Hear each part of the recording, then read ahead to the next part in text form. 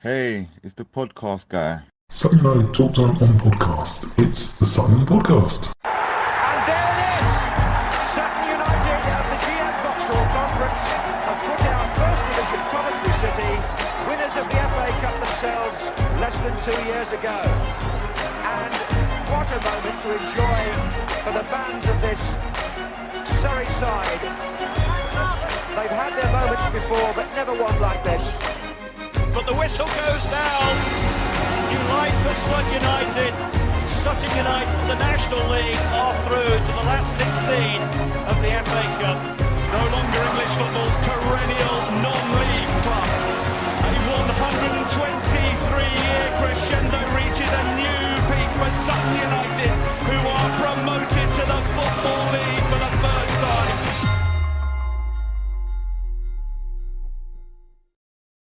Hello and welcome to another episode of Sutton United Talk Time on podcast, the Sutton Podcast. We're back for a new season.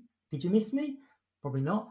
I'm your host Mike, and joining us today after a good 18 months, I think it is Kenneth. Hello Kenneth, how are you? Good to be here. Excellent, nice to see you. As I mentioned, it was quite a while ago since you were on. Things moved on apace after that. It's quite an exciting season. But just to kind of remind everyone who you are, we're going to talk about a few of the highlights since we last spoke and the now expanding overseas fan club we seem to have. But firstly, let's just remind everyone of who you are and what's your link to Sutton United.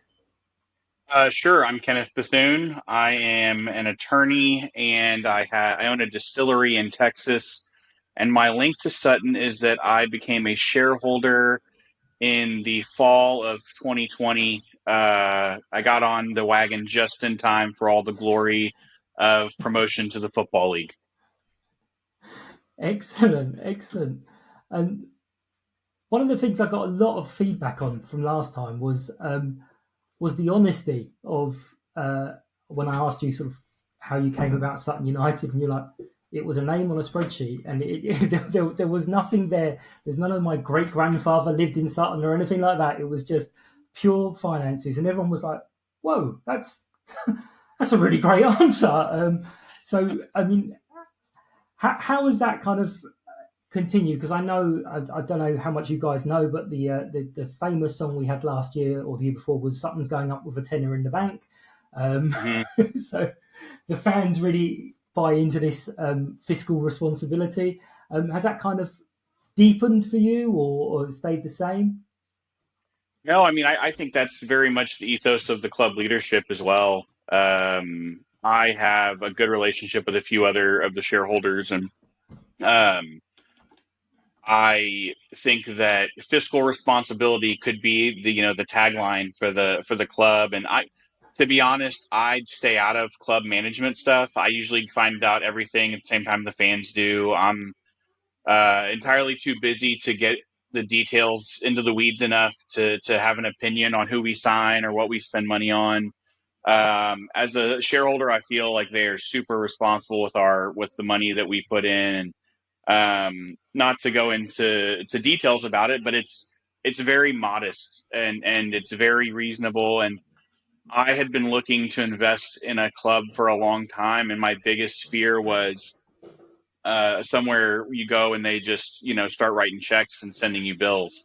And it is 100% not that experience. All of whatever the fans seem to feel about the club, it's pretty accurate. And I feel like the leadership is super responsible when it comes to finances and players. And I don't have, like I said, I couldn't say this player, got let go. I have no inside knowledge on that at all, except that when I see spreadsheets, they're balanced. And when I see, when I find out things after the fact, usually I'm very grateful for that responsibility. So no, I think the tenor in the bank is not far off. It's a pretty consistent theme.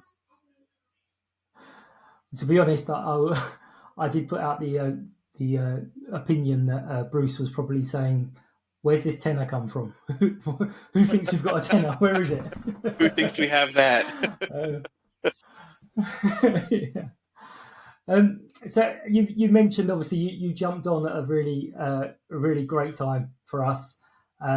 But going back to the 21-22, our first, no, 2021, our first season as an EFL club, you actually eventually got over for your first game because obviously you kind of got involved, and then we had the whole lockdown and no one could go anywhere, and Yes. you eventually got your first experience of a live football match at Gander Green Lane, was it? I was just this past March. I finally came over.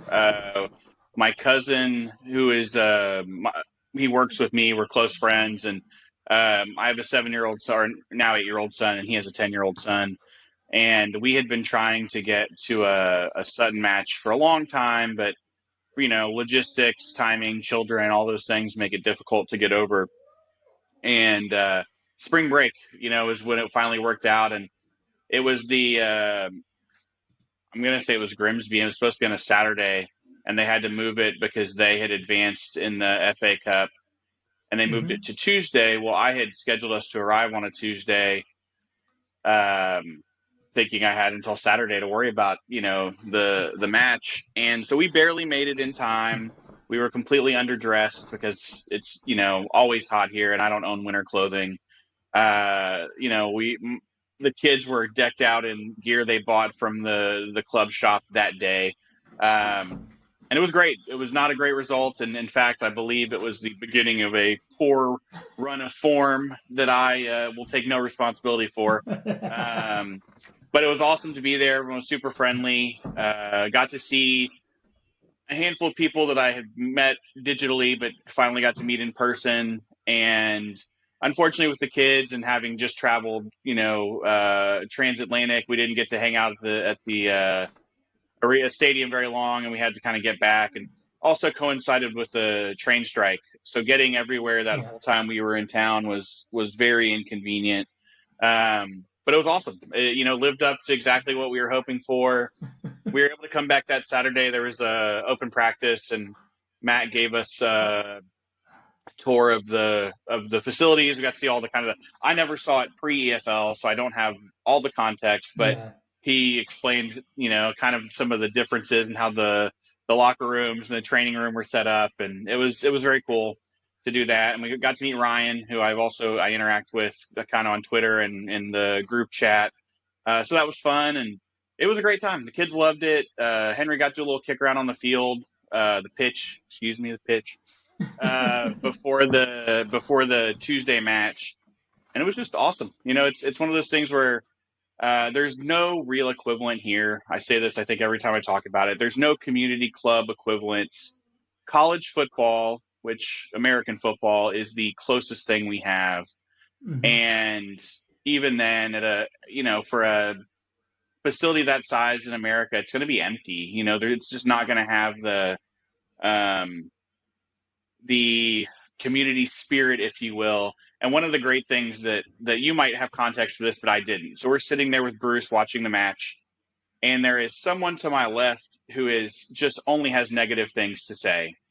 And then there's someone in front who will only tell him to shut up. I mean, it was hilarious. Like, it was just, kind of out of a sitcom about a, English soccer club. So it was great. Enjoyed it thoroughly. It's even funnier the other side, because you all have your regular spots, and there'll be people that stand near you and irritate you because they're doing certain things every week, and it only dawns on you sort of like, I don't have to stand here. I can actually move anywhere I like, but this is where I want to stand, and I like being that miserable person or that extra positive person or whatever. Slightly tangent. I know you're really into your sports, and you have your sort of Substack newsletter about different sports. What did you think of Matt sort of talking one-to-one? Because every time I've ever spoken to him, I'll be like, I'm ready to help. I'm ready to go on. I'm ready to do something. What were your thoughts on him? Well, so I find Matt to be super reasonable, which I really enjoy. And we met him.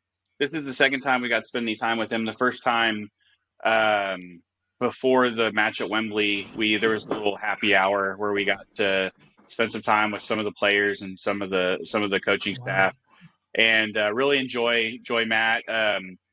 he played when he was a youth player. He played at a tournament in Texas called the Dallas Cup, which brings youth teams in from all over the world.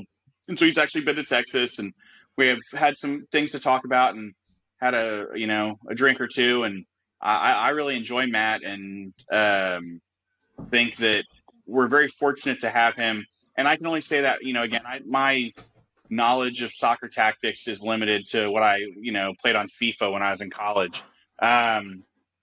And so I have nothing to offer on that, but he seems to have an eye for talents that will fit with what we can do at the club. And he seems to have the demeanor that works with what is in front of him. And I think that those two things are crucial for a club like Sutton, and they're crucial for our modest budgetary situation. And I really enjoy I got to watch him coach a little bit when they were doing this open practice, and he's just as nice to his players as I am to my U10 team here in Seville. So that was, rewarding, I guess.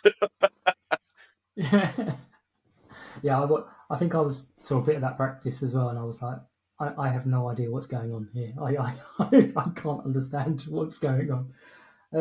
You mentioned Wembley. I think that was your first taste of us actually live in the flesh, wasn't it?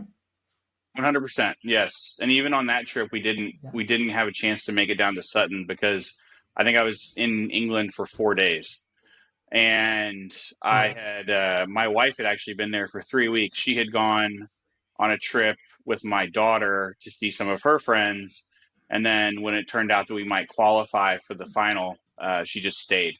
So she was in England for almost a month. And my in-laws flew over with my son, and I flew over with my cousin. And so, I mean, we landed. I had some other friends come in. A high school friend lives in Oxford, and he was actually he's Bulgarian, and he did a brief term at our high school here in Texas. And he is a super talented medical researcher for some large pharmaceutical company, and he lives in Oxford. He came down.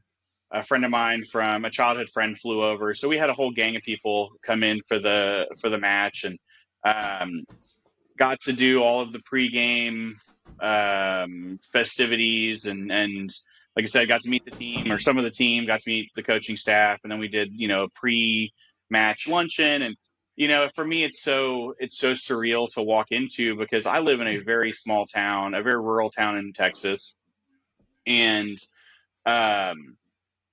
not that we travel plenty and we do lots of things, but to fly to London and experience my extreme jet lag and have to, take my coat and tie to a proper meal before the match. And then we got to sit in the Royal Box, which is really cool. And then unfortunately didn't go our way, but it was it's the elation and the cruelty of being a fan. And I haven't been doing it for 123 years at that time, so I can only imagine what everyone else felt. So we were sitting, my wife and I and my cousin were sitting in the Royal Box, and then we had a suite for my family that I could see to our left, and my son knows more about, again, what I'm going to call soccer than probably any American child does. And he was nail biting. I mean, he was just watching the whole thing, and I just looked at him when they scored that late goal, and he was on the ground with his head covered. I mean, he was all in. I ended up staying for a while and going back to the hotel later, but right after the match, my wife and in-laws and children went home on the train, and they were there with some Rotherham fans, and they could not believe that Henry was American because of how much he knows about English soccer / football. And he's really into. Now, I will say, as he ages, he's also getting more into baseball and more American sports. But his love of soccer is deep, and he was crushed at the end of that. And he actually wanted to go talk to Matt Gray. He said, "Daddy, I need to talk to Matt Gray about what happened." And I said, "Henry, I think we're gonna leave it there." Not a great idea. He was crushed. Oh man, it was brutal. It was brutal. Yeah. I mean, in hindsight, it would have been too easy to win. Right, exactly. Yes. It's it's a better story. But you didn't. You obviously mentioned that you were on a really tight schedule and you didn't actually get back to the club afterwards. I don't normally do those things, but I was like, because they've announced it, and I can't have the players coming into a half-empty bar. No, I'm going to go. Blah blah blah. Went there. The place was absolutely packed. I mean, properly packed. There were people there saying it's a Sunday night. It's busier than a normal Saturday Yeah. night. The first couple of players came in. I think Harry was first, and he was really like, "Oh, thanks." But then by the time it got to like the third or fourth player of Dean Bazanis coming in with 2 cans of cider, and and suddenly the party started, and it was just it went on. I mean, there were people leaving at 1 o'clock in the morning. Love it. It was still in full swing. Yeah. And I spoke to Craig at the end of the last season, and he said that just wouldn't happen at so many other clubs. It just wouldn't happen. You lose, that's it. Everyone goes home. But it's just another strange, weird bunch of people at Sutton. But on that season, I mean, how sort of excited were you the last few weeks going into the playoffs? A real possibility. How was sort of the feeling translated to you guys over there? It's pretty exciting. And, I will say that the hardest thing about watching Sutton matches is the timing. There are probably 12 weeks a year where I don't see the games at all because I'm coaching my son's soccer team that it's in the morning here. It's 9 o'clock. It's like prime youth sports time. And so my wife will be texting me the score during the game while I'm trying to coach. But it's great. I mean, the fact that we have stayed competitive is beautiful. It's just while the kind of the last run of this past season didn't go the way we hoped it would, until a few weeks out, we were in the running for the playoffs. And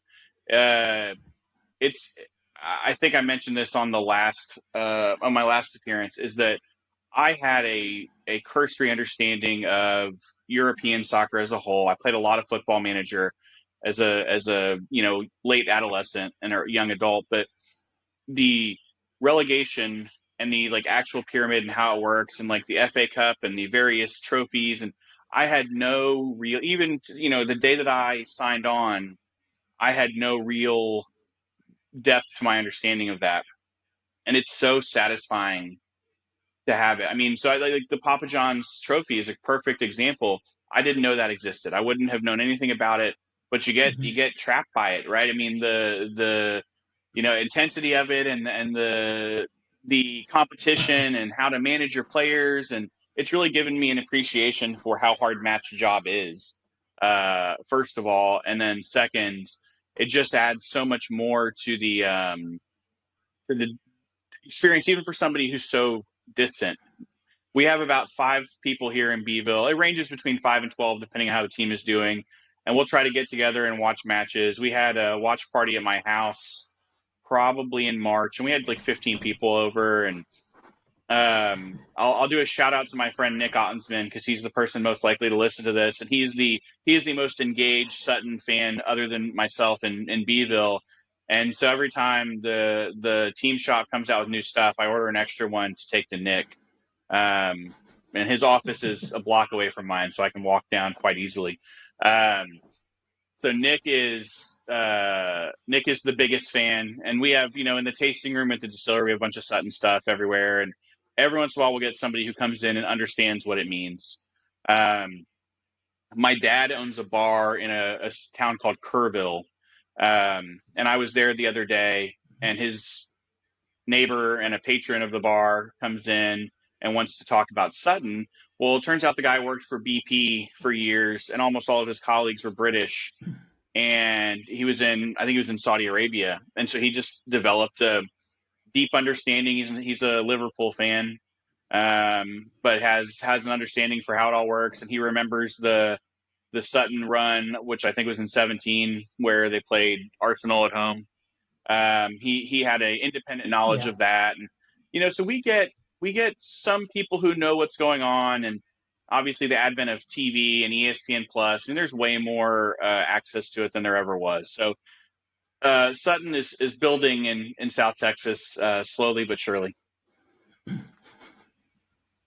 Yeah, because we've also got mentioned at the start, we've got a few sort of little offshoots in different places. We've got a couple of Twitter accounts that have popped up for Sutton this area, Sutton Brazil, Sutton Argentina. It's like, what is going on? It's quite surprising. But I do think I watched that Sutton Arsenal match, just in passing. It was on TV here. It was very, it was like Fox Soccer 2 or whatever, and it was on, audio replay or video replay. It was not a live match, but I saw it happen, and that is why when this whole thing came about, I was able to put together who the club was when we were still in like that. We can't tell you who the club is. Like, we'll describe the club, and they said, played Arsenal in 20, and I was like, oh, I know who it is. And so a quick Google search confirmed my suspicions on that. But it's awesome. It's hard not to be supportive of the club, right? I mean, what a truly an underdog story, right? It makes no sense except for good people and good management. It makes no sense on paper. And when I got involved, I assumed it would be a National League team forever. I mean, that was my mentality going in, and kind of in some ways what I wanted from a financial perspective. I would love to be in a situation where I could own a Premier League team, but I'm most certainly never going to be. And I wanted something that was realistic for me, and Sutton was it. And, the promotion thing is amazing. I love it. But it was stressful.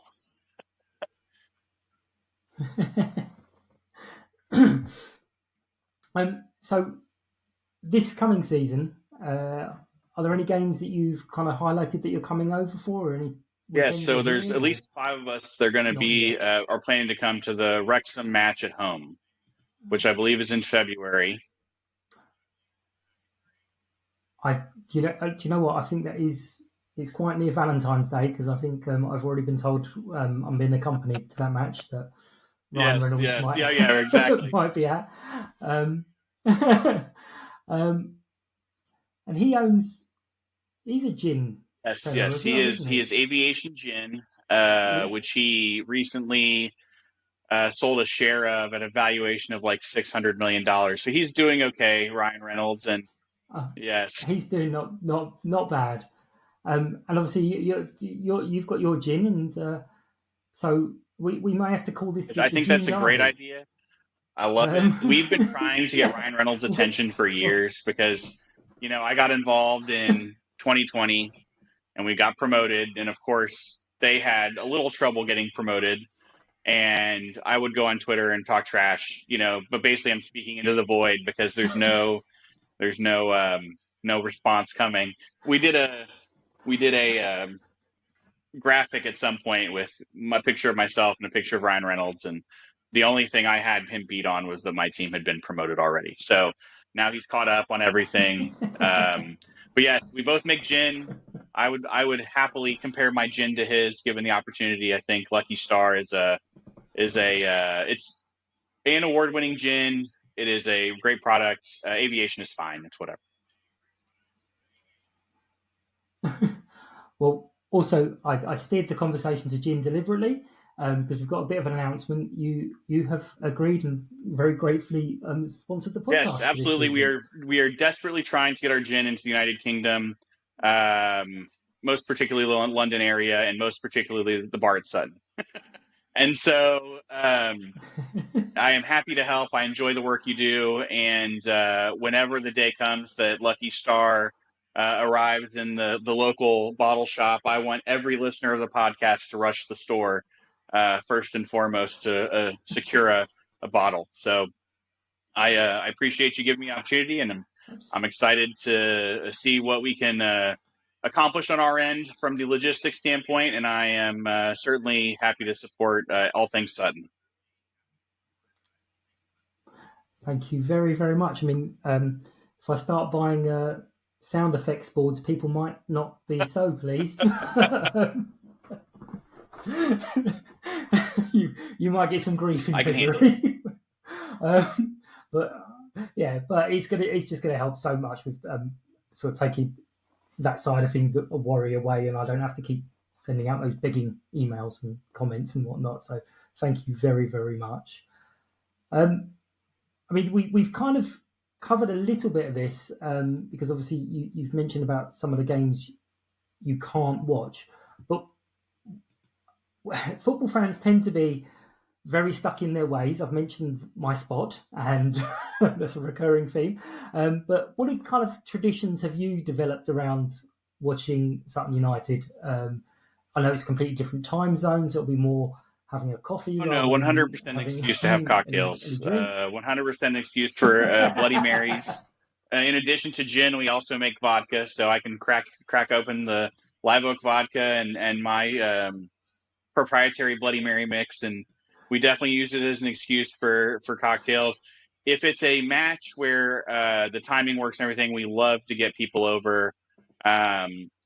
We watch it, we stream it from my computer to our TV, and this internet's not always great, and occasionally there are service issues. So I don't know what y'all's experience is, but I assume it's similar. That's it's not always perfect. I try to use every match as an opportunity to learn about the opponent.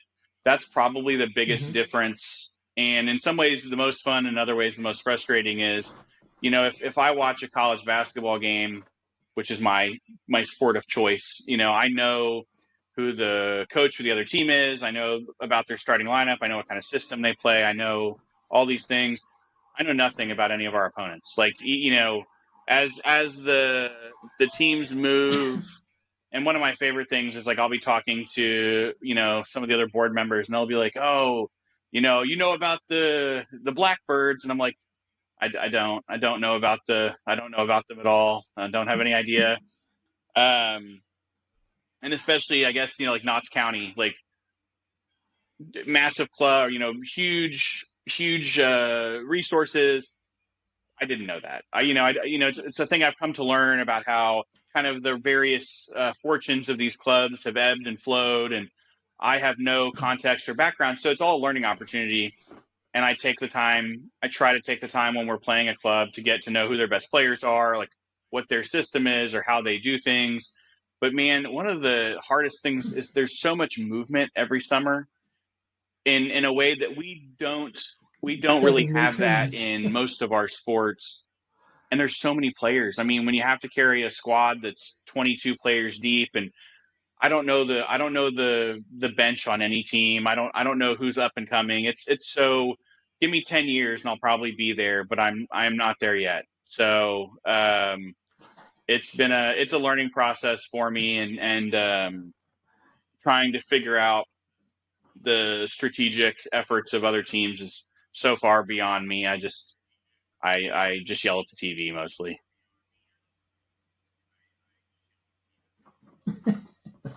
So we do. We don't get to watch the 3 o'clock kickoffs That's right. Right. Unless you're live, you because don't get to watch it. at the moment in the UK, to to protect the pyramid, they don't televise the 3 o'clock kickoffs, which is good and bad because obviously I'm like, I want to watch Sutton, and that's it. I'm not interested in anything else, and I wouldn't go down the road to watch another team because I don't have that connection. I'm not Yeah. interested in them. But I do see that if people can to watch their Chelseas or their anything, they might go, well, I'm not going to go to Sutton. So I see both sides of that coin. It's just frustrating that I don't get to see it. I'm very selfish. So this season, I know you've mentioned you don't necessarily know a lot about all the players, but the recruitment so far this season certainly has seen a step up from last season. I will be interviewing Matt in a few weeks, but remotely, so I'll be brave enough to say it to him. But what have you kind of felt from the recruitment side this season? Were you kind of like, oh, that seems like a big step for a player, or is it just Well, so it's the same thing. If I see a player pop up, I go look him up on their transfer market website and Wikipedia and try to figure out kind of what the story is. But I don't have enough of an. I do think it's a positive. I think the striker that we just signed, whose name is escaping me, is big, strong, seems physical. Smith, Yeah. Harry And Smith. that's a thing I feel like we've often, Omar did some of that, but some new flavor there I think is potentially positive for us. And mostly what I enjoy is the watching the stress in the fans as we wait and wait and wait to see who we're going to sign. I've enjoyed that thoroughly. So no, I'm excited. I do feel like, maybe unlike years past, all of our additions last year didn't quite hit the way we had hoped that they would when they got on the field. And so I think some new blood could be good. One of the things that stresses me out is how many of our good players are old. And I say that lovingly as someone who is not that much older and in significantly worse shape and significantly less talented at everything. But that's one of those things where I don't know how to gauge that. I feel like I saw a Craig Eastman interview at some point where he said that when he was younger, he had opportunities to leave Sutton to go to higher levels, but for lifestyle and for family reasons, he didn't. And so, but he's not a spring chicken as we say over here. And so I just wonder how that'll all play out over time and getting younger. It seems like most of the players we have signed this window are in their prime from an age perspective or up and coming, which I think is a nice foil. I got to meet Rob Milsom, who is my favorite player on the team, the other day. And, I think Rob is 35, maybe 36 and talented. I know he missed a lot of time. One of the things I really enjoy is this happens in basketball here from time to time is that a player will be injured for a lot of their prime and then they will extend their career because they didn't beat their bodies up while they were rehabbing. And so it seems like that might be some of what's going on with Rob. I know he had some injuries earlier in his career and he's seemed to elongate his career so far. And that's the stressful thing for me. I can appreciate how age impacts people and I'm experiencing it currently. So I am excited to see the new roster, get some friendlies out of the way and see what kind of talents these guys bring. And I have faith in Matt. I mean, he's done it so many times before that I have a hard time doubting him. And I don't have, unlike many of the other fans, I don't have enough data to doubt him anyway. I don't have any inputs to say, oh man, he should have done this or he should have done that. So I am excited. I think it's great. And I do think some new blood, while, the players who helped us get where we are will be missed. Sometimes you need, some new energy and new faces. And it's been exciting. Yeah, I think Matt alluded to Sir Alex Ferguson at his Manchester United days. He kind of basically said a team is 4 or 5 years and then you've got to refresh it because otherwise something needs to change after 4 or 5 years. It's either the team or the manager. And he said, I'm not going anywhere, so the team's going to be refreshed. But yeah, I think what I haven't spoken to him yet, but I think what we're aiming for is this year, the players that are coming in seem to be providing good competition for places, which means that we're not going to be in a situation where we are rushing people back from injury because they're the number one player. So we can say, well, actually, you can take your time to come back from injury because we've got it covered, which I think was a little bit of our issue last year. So we were rushing people back and getting one back, the next one was injured and so on. But yeah, I've been very excited and I've heard from 3 different people that the new signings back at pre-season, they've already gelled. They've already sitting there, and the banter and the laughs, and it seems like they've been in the team for a long wonderful. time, which is really important because the attitudes at this level seem to be particularly toxic. If you're Cristiano Ronaldo, you can be a jerk. But there are none of those people in League Two, Yes. and at least they're not there yet. And so I just think that having players who are bought into the culture and the system is a chance to have the sum being greater than the parts. And I think that's an important factor for what we're trying to do and who we are as a a club. So no, I think it's gonna be great. I'm excited. And yes, refreshing is I think a good idea. Where for kind of how last season stagnated at the end, and if you keep doing the same thing over and over again, you're probably going to get the same results. So I look forward to the new blood. Exactly. Yeah. People will be bored of me saying this because I'm sure I'm going to keep repeating it. But Omar, great player, loved him. Always missed him when he wasn't on the pitch. But I do think that perhaps we became quite predictable with him because we were kind of always going to do the same thing, and it was becoming very, very obvious.